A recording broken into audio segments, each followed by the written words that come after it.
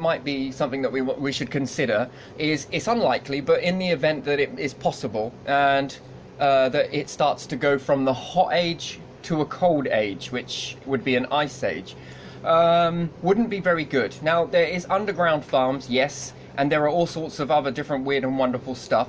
But the next thing to do would then be to look at something of, there's a lot of sand. Sand is in abundance, and where you've got sand, you can build a giant magnifying glass that goes out into space, that is not too strong, this lens, and it's not too weak. And as it's into the light, you can aim it at the Earth. And if you need to cover more landmass, you take it more further back. If you don't need it to cover more landmass, you bring it more closer. And therefore you can concentrate these beams onto your lands, therefore you can prevent an ice age. You can also, it's very good by the way, this one, you can also melt through rock. You know, if you've got your planet and it is cooling down and it starts to become ice, ice is going to be very problematic for the whole entire ecosystem as a whole, and humans by and large. You can prevent it. You could build pyramids very quickly just by using this concept of space and using magnifying glass. And if you were to centralize the magnifying beam towards an area that was deserted, such as a desert, you could aim it at that quite happily and have it so that it moves with the planet, so that it stays in a geosynchronized movement with the Earth, so it rotates with the Earth in the desert area. And this will create a jet stream, a new type of heat stream, because obviously the planet will try to regulate that heat and move it around the planet quite naturally. And then what you get is hotter air moving around the planet, and you can really then start to really control the weather in a way that if it cooled down, you could stop it. Now, you see, this is where human thought should be in what if this happens. And now that I see that there is an if, I'm going to replace that with a concept that should be looked at now when times are good, because if it went either or way, you know, and the same process could be true that you could do this on Mars, and therefore you can terraform Mars.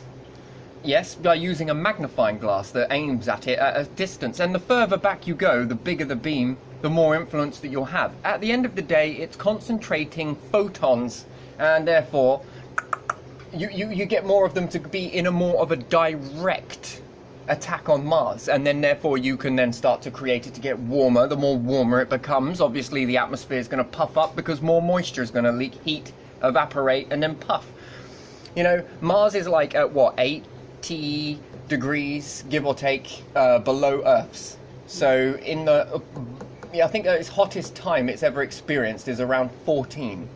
I mean, that's, oh, yeah, so most of it is always cold other than that. But anyway, you've got testing grounds of other planets out there that you can try this with. Sand is abundant, and to create a magnifying glass is very easy. You just use the sun. The sun's heat to melt the sand into your container, whatever it is you build. I mean, that might be a bit more tricky, but by and large, you can just use space as the medium. It's about shading it, resisting the heat from a distance, therefore letting it hit into the particles of sand. This is easy. Or you build them in loads of little small panels.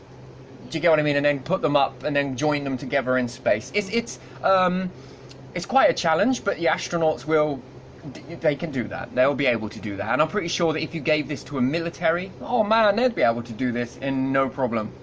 And then therefore you're in a bit more leeway of, you know, it's the next step for humans. It's not just defying the odds on a small scale, local scale of what we are going to do about the ice. Let's put some salt down. Let's do, no, it's about doing it on a planetary scale. And this is where I think that all beings, whether alien, extraterrestrial, and different things like that, that's the next step that they know that would be the next one up.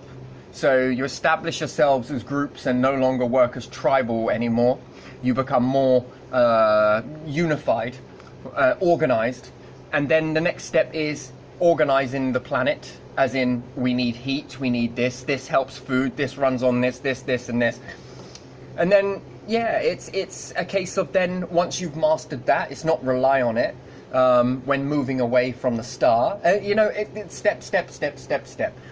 You could even probably use a magnifying beam to follow an asteroid or meteorite, and when it gets closer to the sun, along with this magnifying beam, it will intensify the photons into that, and therefore it doesn't matter how big the object is. You can either A, move it using the light, or B, you can melt it and cut it in half using this process, and it doesn't matter whether it's soft or hard.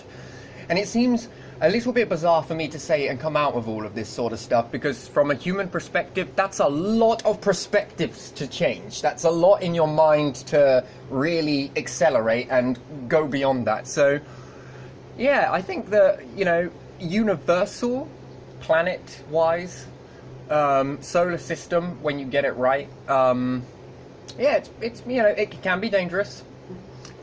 Yeah, it definitely can. And the same effect, rather than using it to heat, you can also use it to cool it down if you have a shader. And I think it was Bill Gates that actually coined that one, where you could put a screen, and it doesn't have to be very big. Everyone thinks, oh, it has to be massive, it has to be the size of the Earth. No. The more further away from your planet it goes, the more of a shadow it will cast.